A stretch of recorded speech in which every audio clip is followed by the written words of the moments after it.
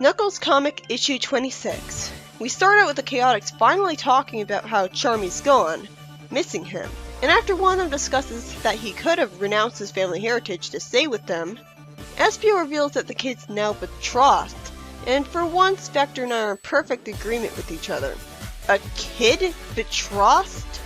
I guess this kingdom works kind of like the Acorn Kingdoms, where the royalty gets engaged at 11.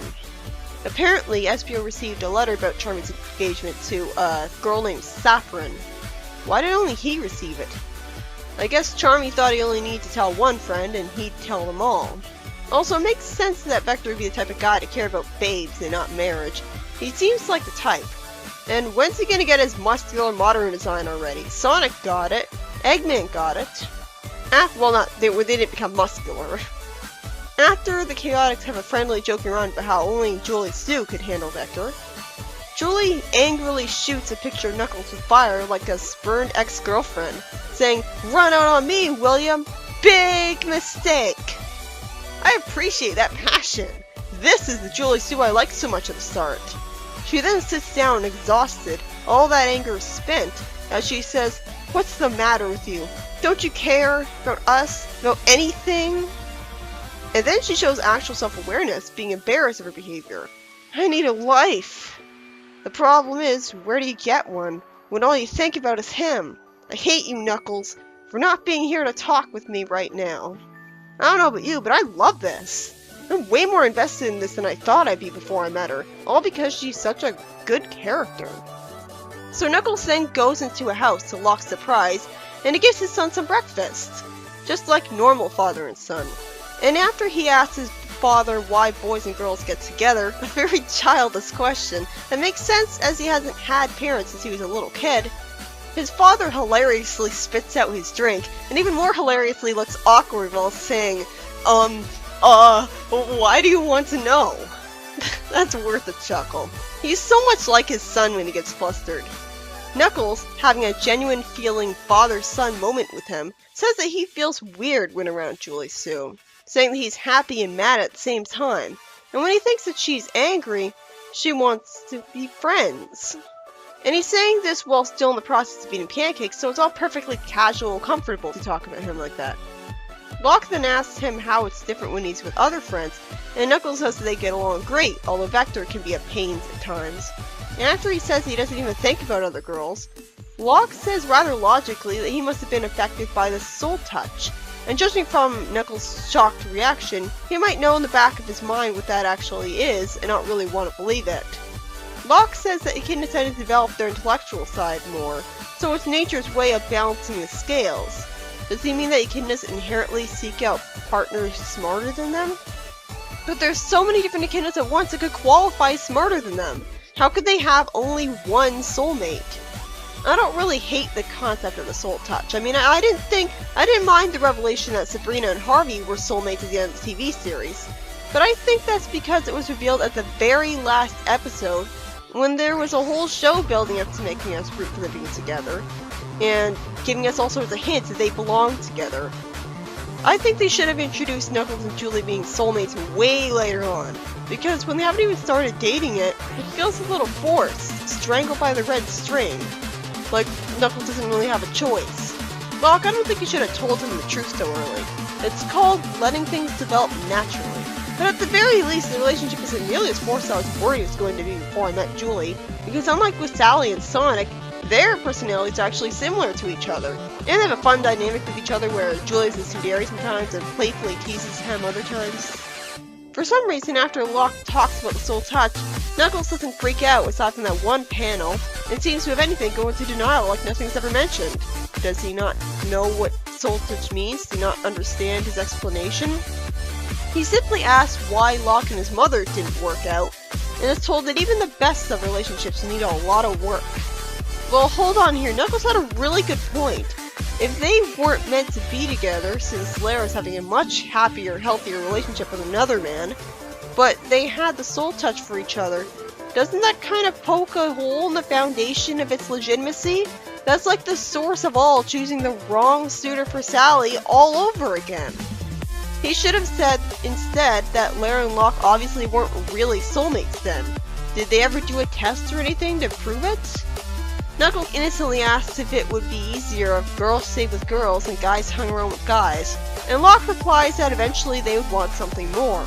Well, there's two ways you could take that sentence. And then we just cut away with Locke wanting to discuss more about his feelings with Julie, and Knuckles naturally asking what more there could be since he seems to have said everything. Really? I thought Knuckles would have more of a reaction to Julie being his soulmate than this. What we cut away to was the Chaotix talking about how Vector constantly talks about girls, but since he's literally never done this in the comic, this feels like a compressed fight that only now got made up. And it does make sense though. And I like how natural his friendship with the Chaotix feels here. They dare Vector to actually ask a girl out. I'm confused that he wouldn't ever actually do that until now, because he seems like the type to be very proud and gutsy and just walk up to every girl and do that. He had some high standards though, deciding to pass up on a whole bunch of girls for arbitrary reasons. And then one girl he finally does hit on lies that she's studying to become a missionary. Why the hell is the word missionary in a Sonic comic? It shouldn't be to the point where I'm just resigned to it. We then see Julie having a relatable moment where she complains that she's definitely having a bad hair day, and decides that she has to get out now because I'm starting to sound as shallow as some of the ditches I run into. I like that this part of her character is introduced, like she's that type of snarky, rebellious counterculture girl that really makes her spunky. Like if she was a regular high school student, she'd be a goth. Like, now I'm thinking of Sam Munson, or whatever her last name was, from Danny Phantom. She then thought, looking exhausted, that perhaps a self-improvement course would help, and then wonders what she would even want to improve, before wondering if she's just not having enough fun in her life because everything has been a serious matter for as far as she can remember. And at first I thought Knuckles had shown up to suggest that she should try the dress on, but then it turned out it wasn't him because he was too large and wore a green tie. I like her confused response there. She just totally struck a back. I also like this Echidna, because he and the white furred guy are actually being nice to a former Dark Legionnaire. Oh, he thought she wanted to try on the hat. Ooh, she looked great in that. Why didn't she wear a hat earlier? Then he cheerfully asks her if she'd care to join him for lunch. Well, if anything will encourage Knuckles, this will. Archimedes warps to a bored-looking Knuckles, saying that since his father is performing his morning routine, whatever that is, he decided now is a good time to show up. Knuckles says in frustration that on the one hand, he's happy to be with his dad finally, which is good, but on the other hand, he keeps thinking of Julie Sue. And again, he doesn't seem surprised or in denial or anything at being told that he's in love, because I guess he's accepted it by now. That was easy. Knuckles gets teleported with Julie right when she's on a date with someone else. Gee, I wonder if he'll make a scene. By the way, how did Archimedes know that Julie was here? Oh, are you fucking kidding me? From this issue to 28 are backup stories, which I checked, and no issue in the Knuckles comic before it had any of these. So I had to go out of my way to find these stories after I'd already written reviews of their issues. Anyways, Mighty's house on the east side of the island gets approached by someone looking like a silhouetted Fang who gives him a collar belonging to Ray the Flying Squirrel, and tells him that he has no choice but to help him out now. Oh, actually this is Fang's sister, Nicolette. I'm not calling her Nick because that's not a girl's name. She already doesn't look like a girl as it is. I'll be perfectly fine with this if her design wasn't so lazy. It literally looks like Fang trying to dress up like a woman. Why couldn't they just have used Fang? It turns out that she's a bounty hunter, so while Fang's a criminal, she's about hunting criminals. I guess they really didn't like each other as kids then. The two of them go on an aircraft bought at the Fire and Gemstone, and Mighty then remembers how Ray, 7 years ago, was caught with him and taken to a slave labor camp, where they met for the first time. Ray was shivering, but still showed consideration for others. With the art being all black and white, I thought that was Sonic at first, not Ray, and that the woman near him was Rosie. But yeah, why the hell would these guys be taken to a slave labor camp as themselves instead of roboticized? Did Robotnik get bored of always doing the same thing and want to spice it up? I thought his control freak hatred for free will would be so great that he would never want to pass up an opportunity to roboticize someone if given the chance. This whole camp shouldn't have logically existed. Anyways, Ray had offered someone his seat, and then it turns out Sonic is here and all confident. Mighty naturally asks that if he's so special, why hasn't Robotnik taken special precaution with him?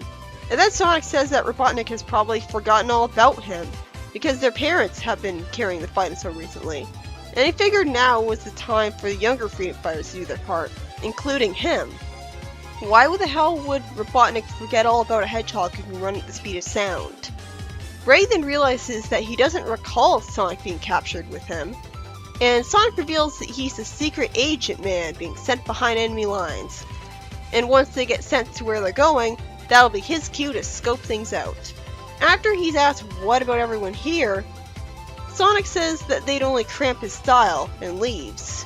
It seems like a dick thing to do, but it makes sense since the rest of them can't run as fast as him, so he'd have to slow down and therefore deprive himself of his methods, as the French translation of the phrase would be. So he'd be better off going alone.